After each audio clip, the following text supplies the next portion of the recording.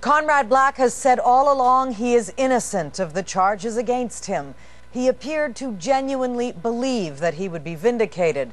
It was therefore a crushing blow for Black today to be found guilty on 4 charges. Not at all surprising, his lawyers immediately announced they will appeal. Tonight, the former media mogul remains in Chicago, forced to surrender his passport until a bail hearing next week. In the long term, though, Black, as a convicted felon, must face the very real prospect of serious prison time. Here are the Chicago jury's Friday the 13th verdicts on the 13 charges against Conrad Black. Guilty of obstruction of justice. This is the most serious charge, carrying a maximum sentence of 20 years in prison.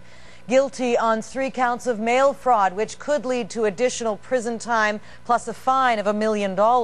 Not guilty on 1 count of racketeering, on 2 counts of tax evasion, or 6 other counts of mail fraud. The verdict came after nearly 15 weeks of testimony on charges dating back to 2005. The case has been in the hands of the jury since June 27th. CTV's Joy Malbin was in the hushed courtroom today as those counts came down. Joy. Lisa, Conrad Black has been in the fight of his life for the past 4 months. Today, he lost. Arriving at this Chicago court, this was a black day for the Lord and his lady. Conrad Black, the media tycoon who once ruled a newspaper empire and gave up his Canadian citizenship to become a British lord, now a common criminal. I will simply say this. He was charged. He's now a convicted felon. After days of deliberation, the jury of 9 women and 3 men, who at one point were deadlocked, found Black guilty of 3 counts of fraud, looting the newspaper company he built, and guilty of obstruction of justice in connection with that now famous security video of Black sneaking 13 boxes of financial documents out the back door of his Toronto office. Inside court, Black sat stone-faced. For a man who had just lost his freedom, he did not betray his emotions, huddling with his lawyers and family as others decided his fate. I think if you want to talk about a message, it's a very simple one. If you're going to take liberties and break the law with other people's money, there are going to be consequences. At the heart of the case, so-called non-compete payments, a device in which Black and his co-defendants paid themselves money not to compete in markets where their newspapers were being bought and sold, lining their pockets with nearly $60 million, money that should have gone to shareholders. Yes, we're appealing. Black's lawyers intend to fight, putting a positive spin on Lord Black's dizzying fall from grace. But Black faces up to a maximum of 35 years behind bars, the prosecution demanding he be jailed immediately, insisting he's a flight risk. But particularly this case, you'll see a disagreement about what the sentencing guideline range is. It's 15.5 to 20 years is a range. His lawyers argue Black is a famous man with cameras tailing him everywhere and should be free on bail. The judge will decide next week. Mr. Black, some kind of comment, sir. After surrendering his passport, Black left court, ashen-faced, a shadow of his former self. Now convicted, he faces millions in fines, forfeitures, and civil lawsuits against him.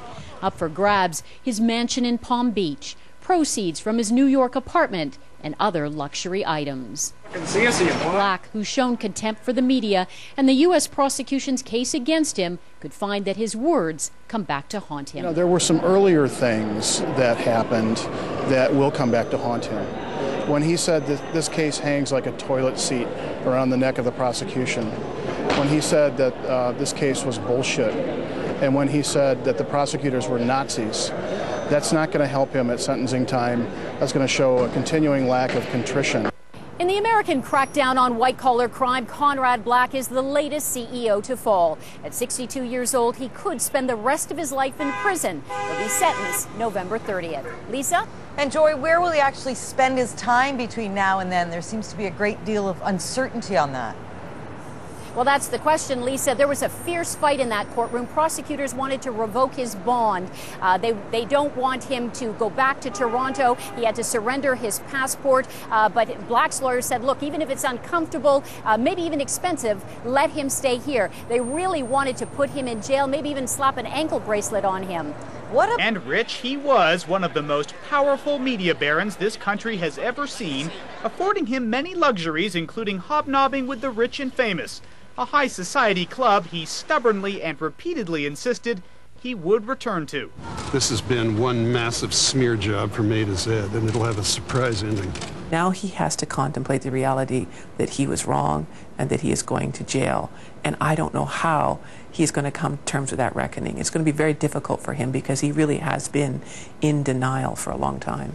Money, power, and influence now gone, he's been stripped of what made him Conrad Black, a man who was born into wealth and now faces financial ruin. But those who have worked with him say don't count Conrad out just yet. He does have a lot of personal resilience, obviously, and I think he's going to find it even entertaining to be in jail and to write about it. He's a writer, and he's going to be writing voraciously. As for his legendary pomposity, some think the conviction might do Black some good. That arrogance that we see today and that we've seen throughout his career may vanish. You know, he may emerge from jail quite different. But for his family, it too is devastating. By his side these 4 months, the strain showed early on when his wife Barbara was forced to apologize for making disparaging remarks to the media. They were about specific journalists, and they know who they are. Now she will be the wife of one of Canada's most famous felons. Every movement that she makes will be under scrutiny. I don't think she's a strong person. She has an illness, a very, very painful blood disorder. She's on medication. And I think the two of them have very much depended on each other. And I think it'll be very hard for her to carry on without him. Meanwhile, Barbara and her husband are going to have to get used to a bit of a different lifestyle. They are facing some major financial pressures, but really it is the loss of liberty, the loss of influence that's going to hurt Conrad Black. And there are reports tonight in Britain from the House of Lords that one group is trying to strip him of his peerage. If they're successful, he would no longer be called Lord Black. So more bad news, John. But, you know, his peerage is up in the air, but it's really his Canadian citizenship he wants back. How do these convictions impact his chances? Well, he's got a real problem there. He can't get back into the country as a convicted felon. And in order to regain his citizenship, he's got to live here for a year as a resident. Again, he cannot cross the border. So he's got real problems on the citizenship end, and really there's a possibility that he may never be able to come home. With so much attention focused on Black, his 3 co-defendants are often overlooked. All 3 were found guilty of the same mail fraud charges as Black. 64-year-old Jack Boltby was chief financial officer of Hollinger International, the media company formerly headed by Black. 60-year-old Peter Atkinson was vice president and general counsel for the company. And 59-year-old Mark Kipnis, the only American charged, was a Hollinger lawyer.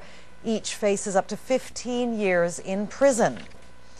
Trying to size up the Conrad Black jury as the case went along wasn't always easy. Today, it appears not even the experts were always right. The court of public opinion, though, is a lot easier to read, and that's where the Black case is right now, especially in this country where Black made his name and a large part of his vast fortune. CTV's John Venevali-Rao joins us now from outside Black's Toronto home. John. Well, behind me are the gates to the multi-million-dollar mansion that Conrad Black wants to return to. He was born in Montreal, but really Toronto is his hometown. Though here in his old stomping grounds, he wasn't getting a lot of sympathy today. As news of the verdict hit the streets of Toronto, some left little doubt how they felt about it. The man is a scumbag.